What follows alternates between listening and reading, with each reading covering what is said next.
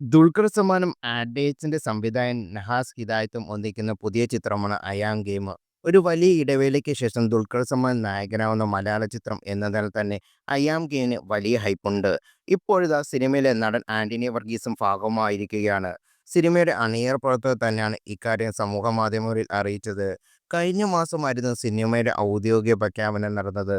Mister action fantasy ചിത്രമായിരിക്കും ഇതെന്നാണ് റിപ്പോർട്ടുകൾ നൽകിയ അഭിമുഖത്തിൽ നഹാസ് പറഞ്ഞത്. കുറച്ചധികം ജോണറുകൾ മിക്സ് ചെയ്ത സിനിമക്കാരുടെ കഥ പറയുന്നത്.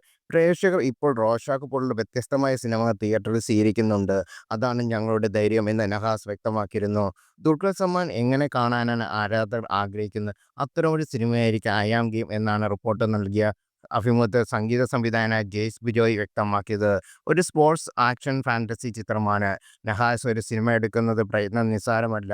സ്ക്രിപ്റ്റ്, പാട്ട്, പോസ്റ്റർ എല്ലായിടത്തിലും അദ്ദേഹം എടുക്കുന്ന പ്രയത്നത്തിൽ ഞാൻ വിശ്വസിക്കുന്നു. അതുപോലെ ഡിക്യുവിനെ എങ്ങനെയാണോ കാണാൻ ആളുകൾ ആഗ്രഹിക്കുന്നത് അത്തരത്തിൽ ഒരു സിനിമയായിരിക്കും ഐ ആം ദ ഗെയിം.